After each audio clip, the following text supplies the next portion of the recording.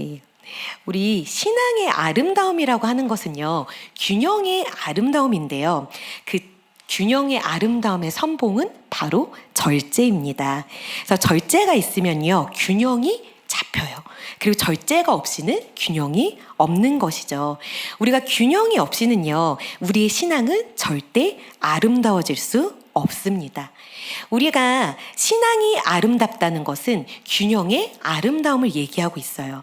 그래서 절제는 그 균형의 아름다운 선봉이고, 그리고 그 뒤에는 반드시 절제력이 작동되고 있다는 뜻입니다. 그런데 안타까운 현실은 무엇입니까?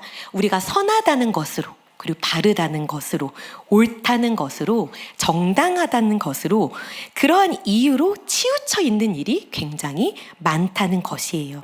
우리가 선하다는 이유로 무엇인가 지나치게 주장하고, 그리고 바르다는 것으로 무언가 단순하게 생각하고, 그리고 옳은 것이라는 이유로 끊임없이 서로가 충돌을 하고, 정당한 것이라는 이유로 자기 권리를 드러내는 일이 얼마나 많은지 모릅니다. 모두 아름답지 못하고요. 그리고 덕을 이루지 못하고 세상 가운데 빛이 되지 못하는 모습이지요. 우리는 절제력을요, 회복하고요. 그리고 균형을 되찾아야 되는 때가 오지 않았나 생각해 봅니다. 우리 이것이요, 교회 안에서 하루빨리 회복이 되어야 하고요. 그리고 각 성도들의 삶 속에서 자리를 잡아야 할 것입니다. 우리 인류가 타락할 때는요, 우리가 균형을 상실했어요. 그래서 죄로 인해 타락했다고 하는데, 구체적으로 무엇을 의미하냐 하면 여러 가지 연결된, 연루된 현실이 있지만 한 가지는 분명한 것, 균형을 상실한 것입니다. 타락한 세상은요, 균형을 상실한 세상이죠. 신학교 다닐 때 한 교수님이 하셨던 말씀이었는데, 이게 아직까지도 마음에 남는 것 같아요. 그래서 이 균형의 아름다움을요, 우리가 하루빨리 회복해야 되는 모습이 있고요. 이러한 균형이 잡힌 삶을 우리가 추구해야 하는 것입니다. 그래서 우리가 잘 알듯이 이 전도서는 지혜의 문서예요. 그래서 깨진 세상, 뭔가 절망적인 이 세상, 그리고 정상적이지 않고 균형을 잃어버린 이 세상에서 그 인생을 살아가는데 어떻게 그 지혜를 가지고 살아갈 수 있는지를 알려주는 문서입니다. 그래서 복잡한 이 세상을 그냥 하나님의 마음으로 헤쳐나가는 그 능력으로서 소개해주는 문서. 이 문서가 바로 전도서인데요.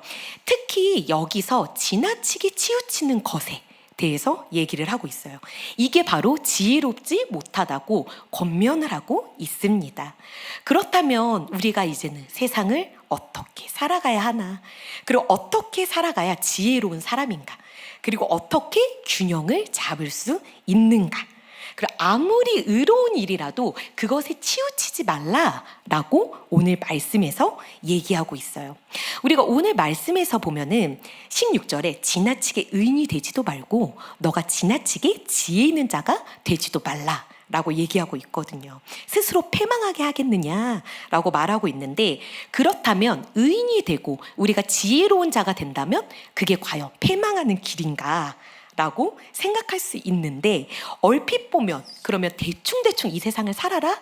라는 얘기인가? 라는 메시지로 우리가 오해할 수도 있지만 그렇지 않다는 거예요. 절대 그런 의미가 아니고, 우리가 이것이 어떠한 의미를 얘기하고 있는지 오늘 확실하게 짚고 넘어가야 합니다. 그렇다면 무엇을 얘기하고 있나? 이것이 적힌 우리 의미에 대해서 오늘 말씀을 가지고 함께 살펴보기를 원합니다. 오늘 15절에서 보면 내가 허무한 날에 사는 동안 내가 그 모든 일을 살펴보았더니 자기가 의로움에도 불구하고 멸망하는 의인이 있고, 그리고 자기가 악함에도 불구하고 장수하는 악인이 있다라고 오늘 말씀에서 얘기하고 있어요. 그러니까 전도자가 지금까지 자신을 관찰한 그 인생의 결과를 얘기하고 있는 거예요. 인생의 결과를 정의하고 있는 거죠. 인생을 자기가 살고, 그리고 수많은 사람을 만나고 수많은 사람을 접하면서 연구해 본 결과, 바로 이게 임상 결과죠. 임상 결과, 자기가 의로움에도 불구하고 멸망하는 의인이 있다는 거예요. 그러니까 아무리 의롭게 살아도 선하게 살아도 멸망할 수 있다. 멸망한다는 것이에요. 그런데 반대로 악인이 악행을 행하는데도 불구하고 장수하는 악인이 있다는 거죠. 그래서 전도자는 굉장히 공감을 하고 있어요. 우리의 삶에서도 얼마나 많이 증명된 현실입니까? 다윗도 왜 의인이 망하고 악인이 흥합니까? 라고 물었던 것처럼 아무리 착하게 살아도 그 의의 열매를 끝까지 맛보지 못하고 그냥 그 인생을 고달프게 살다가 가는 의인이 있고, 아무리 악하게 살아도 그 인생을 멋들어지게 살다가 멋있게 행복하게 흥 넘치게 마감하는 악인이 있다라는 것이에요. 그러니 도대체 인생에서 정말 좋은 것이 무엇인지 우리가 다시 한번 생각해 보라라는 것입니다. 우리 근데 오늘 말씀에서는요, 지나치게 의인이 되지도 말고 지나치게 지혜자가 되지도 말자. 어찌하여 스스로 패망하려고 하냐라고 얘기하고 있어요. 그렇다면 어지간하게 너가 살아라? 아니면 인생의 가장 행복한 길이다, 그게. 근데 이게 성경에 써 있는 글인지 사실 약간 의심을 할 수 있죠. 대충 살아라? 너무 선하게도 말고, 아니면 너무 악하게도 말고? 설마 이상하다 하면서 마음을 닫는 사람들은 없죠. 우리가 이 다음 말씀에서 계속 이것들을 살펴볼 거예요. 오늘 17절, 18절에도 보면 지나치게 너가 악인이 되지도 말고 지나치게 우매한 자가 되지도 말라라고 얘기하고 있어요. 어찌하여 기한 전에 너가 죽으려고 하느냐라고 얘기하면서 너는 이것도 잡으며 너는 저것도 내 손을 놓지 아니하는 것이 좋다라고 얘기하고 있어요. 그러니까 하나님을 경외하는 자는요, 이 모든 일에서 벗어날 것임이라 라는 얘기인데, 이것이 바로 하나님을 경외하는 모습인 줄을 확실히 알 수 있어요. 뭐냐면 지혜롭지만 악하지 않고, 악하지만 지혜롭고, 선하지만 지나치지 않고, 의롭지만 남에게 부담을 안겨주지 않고, 이것도 잡고 저것도 잡는 자들이 하나님을 경외하는 자들이다 라는 얘기예요. 제가 예전에 되게 오래전에 20대 초반에 일찍 사역을 시작할 때, 그때는 열정이 왜 그렇게 넘쳤을까요? 열정이 왜 그렇게 많았는지 저는 솔로로 살다가 나는 이렇게 순교를 하겠구나 라는 생각을 했었어요. 근데 지금까지 잘 살고 있습니다. 아무나 죽는 게 아닌 거 봐요.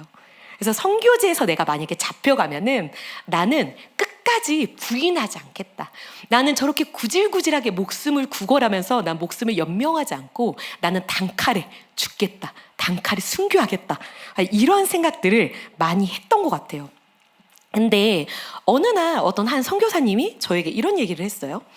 어느 쪽이 더 어렵겠니? 라는 질문을 하신 거죠. 너가 주님을 위해 죽으러 간다 생각하고 열심히 일을 한다. 그러니까 3년 동안 진짜 열심히 사역을 하는 거죠. 3년 동안 열심히 사역을 하다가 잡혀가서 순교하는 것과, 아니면 너가 평생 교회에서, 강단에서, 선교지에서 정말 더 하고 싶지만 더 하지 않고 절제하고 피할 수 있을 때는 피하고, 그리고 과격한 것은 멀리하고, 그리고 뭔가 과하지 않게 그렇게 주님을 평생 섬기다가 나중에 주님이 생명까지 주라고 하면 그때 생명까지 아낌없이 드리는 것, 이 둘 중에 뭐가 더 어렵겠니? 라고 물어봤어요.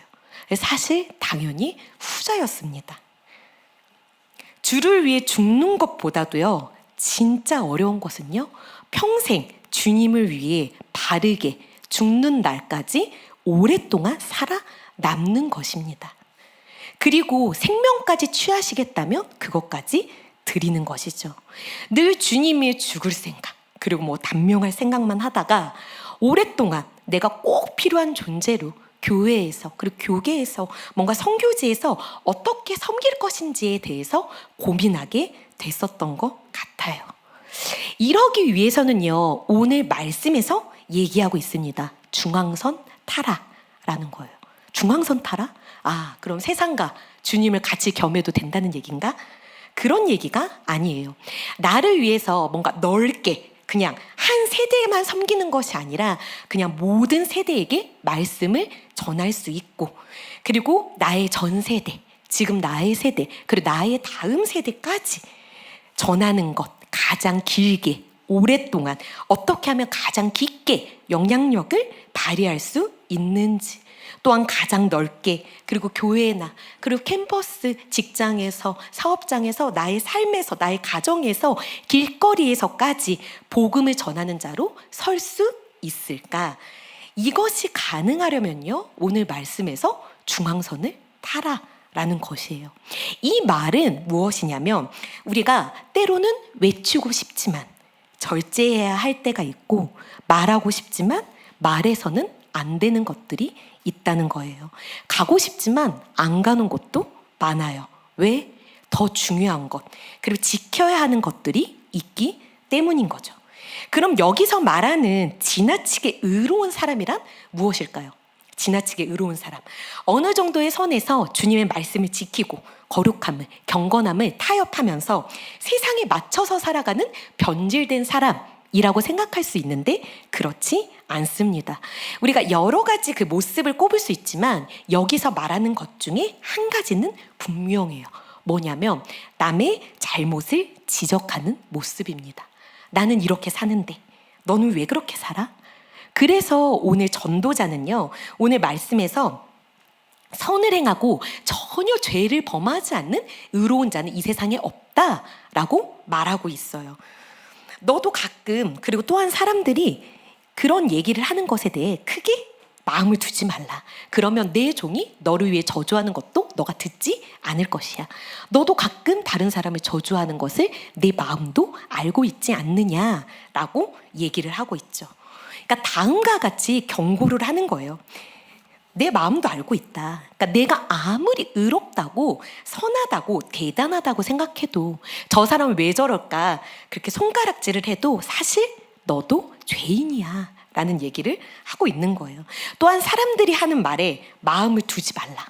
그냥 사람들이 자신은 어떻게 얘기하는지에 대해서 크게 신경 쓰지 말라란 얘기예요. 왜? 그거 신경을 끄면 내 종이 너를 위해 사는 저주를 너도 듣지 못하게 될 거야. 그리고 너도 가끔은 다른 사람을 저주했던 것을 내 마음도 알고 있잖아 라고 얘기하는 거죠. 너도 사람들 욕하지 않냐? 그렇다면 다른 사람들이 내 욕하는 것도 이상하게 여기지 말라. 그러니까 여기서 결국은 무엇이냐면요, 이 세상에 있는 모든 사람, 그러니까 모두 그 사람이 결국에는 그 사람이라는 것이에요. 바로 하나님의 관점에서. 그 의로움은요, 도토리 키재기라는 것이죠. 나는 이렇다. 그렇기 때문에 여기에 목숨을 걸지 말라라는 것이에요. 그렇다고 너가 단명해봤자 무슨 소용이 있겠냐 하는 것이죠. 너도 그렇게 의로운 사람은 아니다. 그러니 이 지나친 정의감을 조심하고 너도 내가 완전하지 못한 사실을 잘 알지 않느냐라고 얘기하고 있는 거예요. 우리가 정말로 옳은 길, 그리고 지혜로운 길은요, 무엇이냐면 이것에 대해서 오늘 전도자는 얘기를 하고 있는 거예요. 내가 이 모든 것을 지혜로 시험하여 스스로 이르기를 내가 지혜자가 되리라 하였으나 지혜가 나를 멀리하였다 라고 얘기하고 있어요. 이미 있는 것은 멀고 또 너무 깊고 깊다. 누가 능히 통달하랴.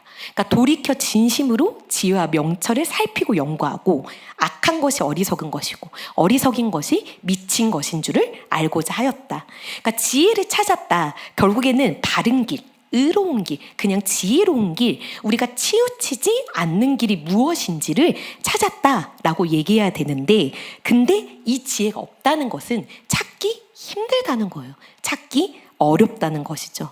이미 알고 있는 것은 너무나 멀고 또 멀다라는 얘기예요. 너무 복잡하다는 거죠. 이 세상이. 한마디로 온전한 지혜를 얻고자, 세상을 살아가는 지혜를 찾고자, 그리고 건전한 이 균형을 이루고자 열심을 기울여 보았으나 오늘 이 말씀의 결론은요, 29절에 나와요. 내가 깨달은 것은 오직 이것이다 라고 얘기하는 거예요. 곧 하나님은 사람을 정직하게 지으셨으나 사람은 많은 깨들이 낸 것이다. 사람이 많은 꾀들을 냈다라는 거예요. 그러니까 기가 막힌 결론이죠. 뭔가 정말로 열심히 찾아봤는데 굉장히 헷갈리는 거예요.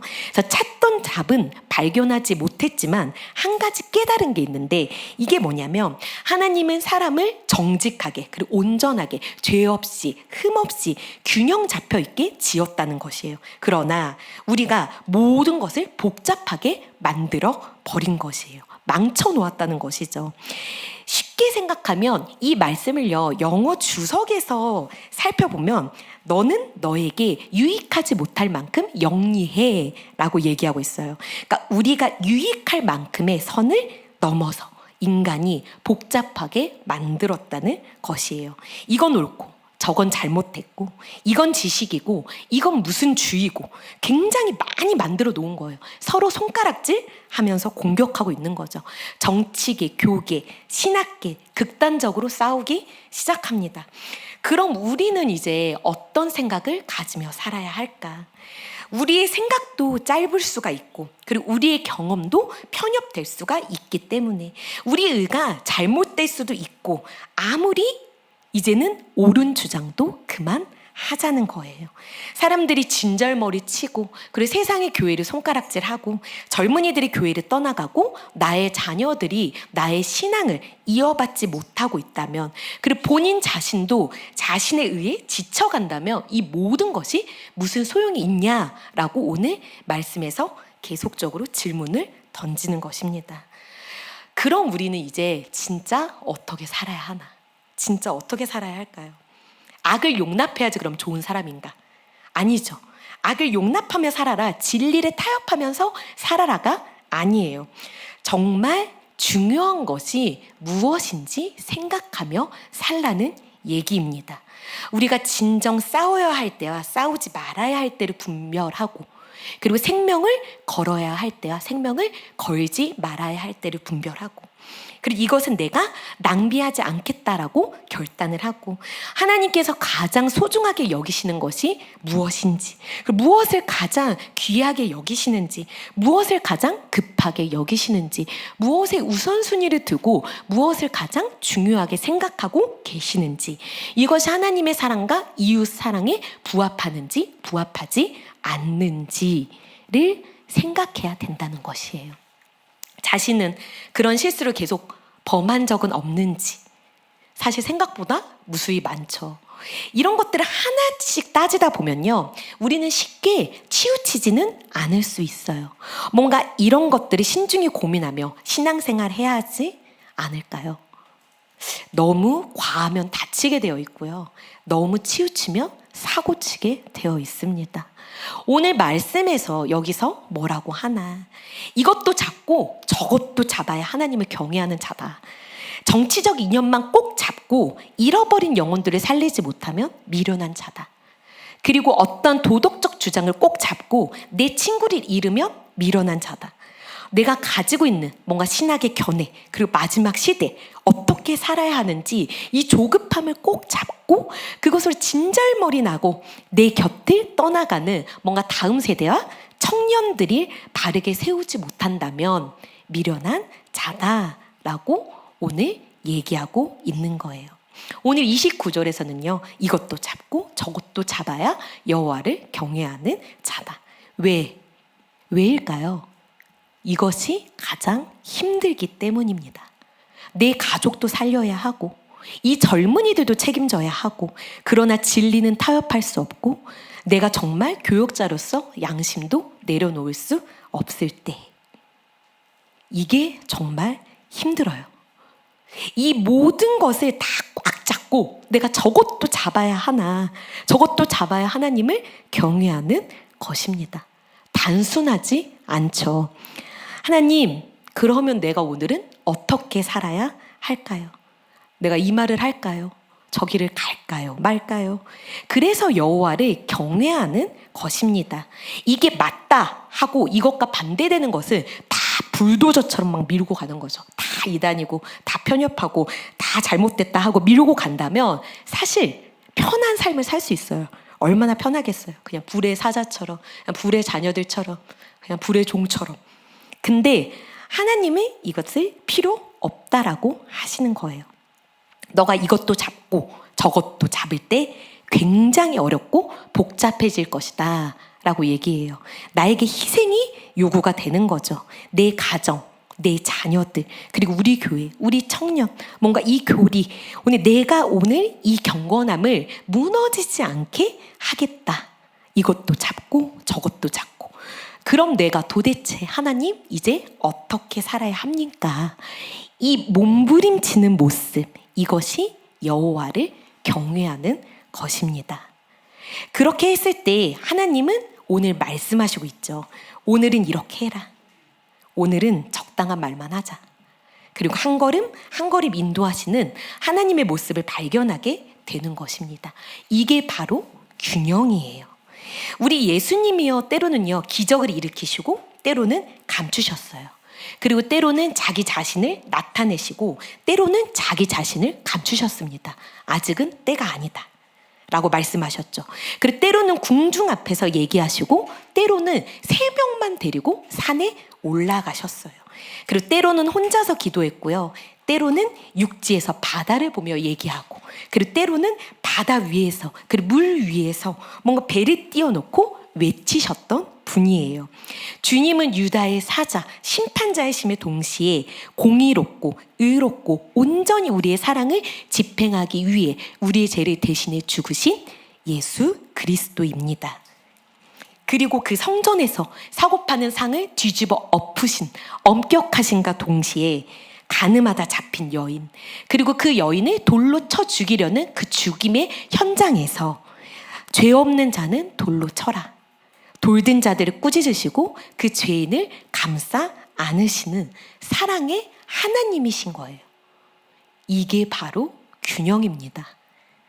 균형. 이 균형이 예수 그리스도를 아름답게 하는 거예요. 예수님을 따르는 아름다운 성도로서 이제는 우리는 어떻게 살아가야 할까? 오늘 주님 앞에 이 물음을 가지고 무릎으로 나아가는 우리 성도님들과 우리 청년들 되시기를 주님의 이름으로 마음껏 축복합니다.